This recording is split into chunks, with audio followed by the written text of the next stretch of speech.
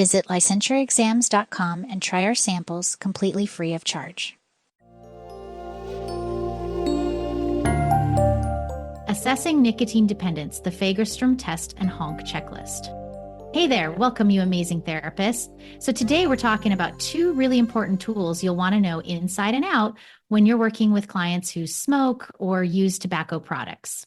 Smokes, cigs, butts, dip, chew, chaw, and pinch, just to bring you up to date on tobacco slang. I remember when I was back in high school and was investigating the effects of smoking on the activity of mice for the science fair. Believe it or not, Phillips Morris sent me a 300-page full-color book on the advantages of smoking, with endorsements from numerous physicians and politicians. And you could actually smoke on airplanes, movie theaters, Publix, and even classrooms in college. Bet you'll never see that in your lifetime. Well, anyway, today I'm talking about the Fagerstrom Test for Nicotine Dependence and the Hooked on Nicotine Checklist, or HONC as it's called. And honestly, these aren't just tools you pull out randomly. They're game changers when you need to figure out exactly how dependent your client is on nicotine and what kind of treatment approach is going to work best, and maybe even get you that extra point on your licensing exam that will push you over the top. So pay attention. Well, let me start with the Fagerstrom test because this one's been around for a while. Carla Fagerstrom developed the assessment instrument, and it's basically become the gold standard for measuring nicotine dependence. What this test does is it looks at the physical aspects of addiction, the stuff that happens in your body when you're hooked on nicotine. It's asking questions like, how soon after you wake up do you smoke your first cigarette? And do you find it difficult to not smoke in places where it's forbidden? So what's the point? The whole point is to figure out how physically dependent someone is on nicotine, not just psychologically. And why does this matter so much? Well, think about it this way. If you've got a client who lights up within 5 minutes of waking up, that's telling you something completely different than someone who waits until after lunch for their first smoke. The first person, they're dealing with serious physical withdrawal symptoms that kick in overnight. Their body is literally screaming for nicotine the moment they're conscious. That's a very different treatment situation than someone who smokes more out of habit or social situations. The test has 6 questions, and each one is weighted differently because, and this is key, not all smoking behaviors indicate the same level of dependence. That first question about time to first cigarette, that's worth up to 3 points because it's such a strong predictor of dependence. Compare that to, do you smoke more frequently during the first hours after waking than during the rest of the day, which is only worth 1 point. The total score ranges from 0 to 10, and generally speaking, a score of 8 or higher indicates high dependence. So let's talk reliability and validity here, because you need to know the instrument is actually measuring what it claims to measure. The Fagerstrom has solid internal consistency. The validity, that's where this test really shines. It correlates strongly with biochemical markers, which is basically proof that people aren't just making stuff up when they answer these questions. Plus, it predicts treatment outcomes really well.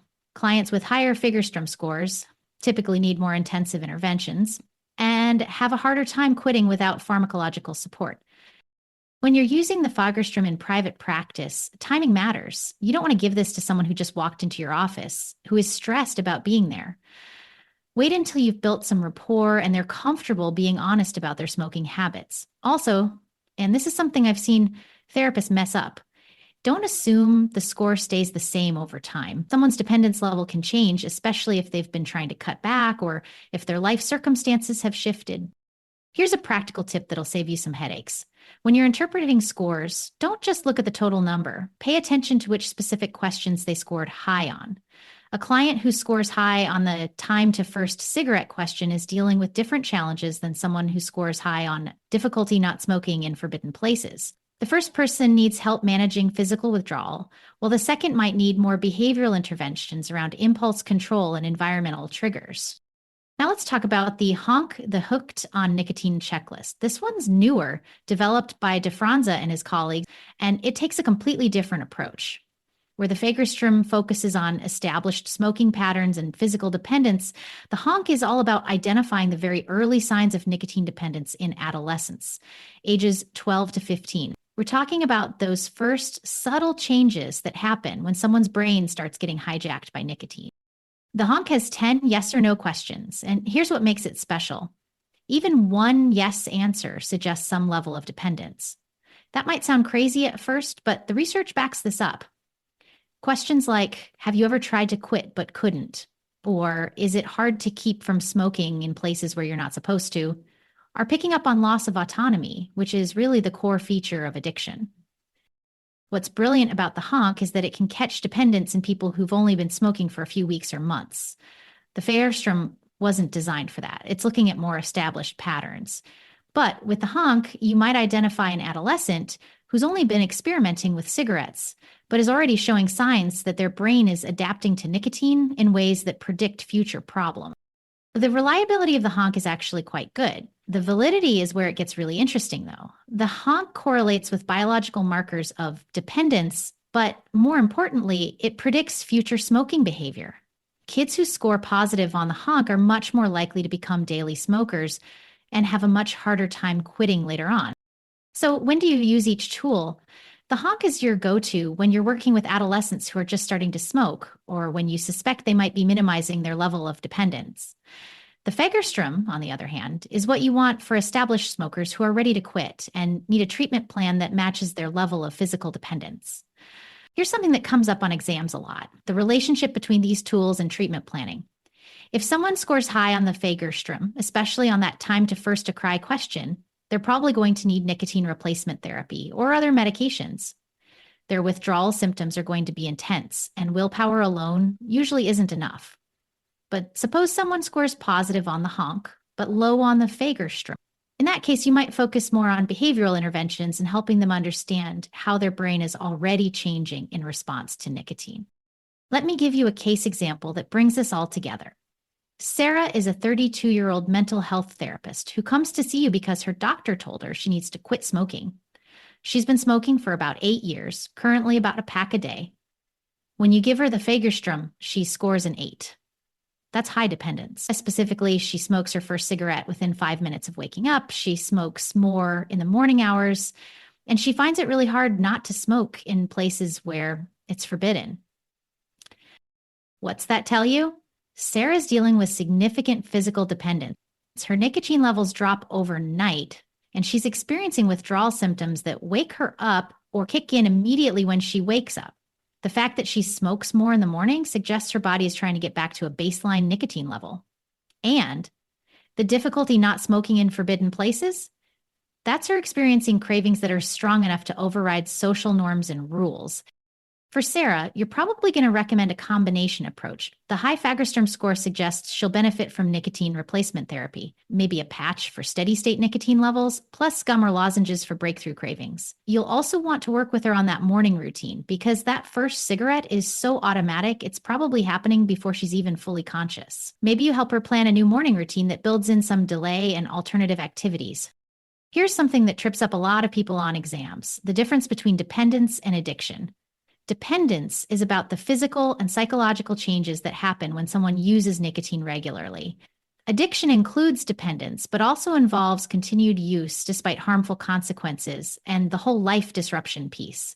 Someone can be dependent on nicotine without meeting criteria for tobacco use disorder, especially in the early stages.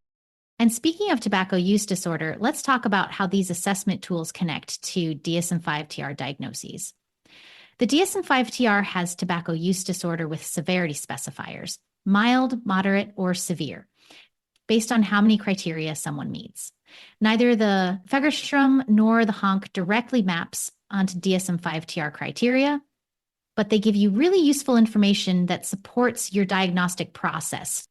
A high Fagerstrom score, especially that early morning smoking pattern, is going to align with criteria like tobacco is often taken in larger amounts or over a longer period than was intended, and there's a persistent desire or unsuccessful efforts to cut down or control tobacco use.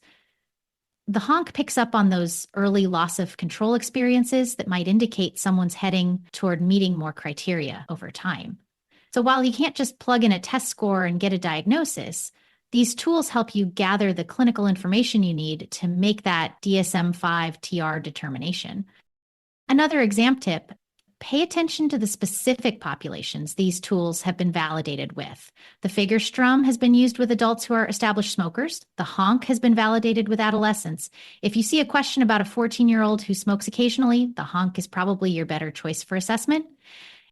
One more thing that comes up frequently: how to handle clients who you suspect aren't being completely honest about their smoking. This happens more than you might think, especially with adolescents or in situations where there might be negative consequences for admitting to smoking.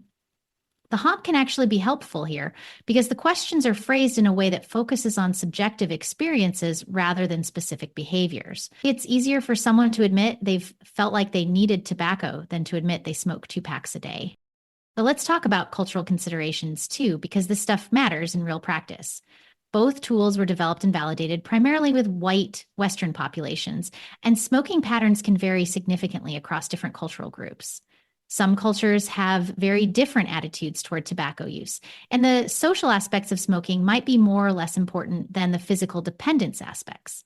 You want to be thoughtful about how you interpret scores and make sure you're understanding your client's smoking behavior in the context of their cultural background. The other thing to keep in mind is that these tools are just starting points. They give you important information about level of dependence, but they don't tell you everything you need to know about your client's relationship with smoking. You still need to do a thorough assessment of triggers, motivation to quit, previous quit attempts, social support, mental health factors, and all the other stuff that influences treatment success. So here's the bottom line. Both the Fagerstrom and the HONC are solid, evidence-based tools that give you different but complementary information about nicotine dependence. The Fagerstrom tells you about established patterns of physical dependence and helps you match treatment intensity to dependence level. The HONC catches dependence early and helps you identify clients who might be developing problems before they become entrenched. Used together, they give you a really comprehensive picture of where your client stands and what kind of intervention is most likely to help them succeed. That's all you need to know. And remember, it's in there.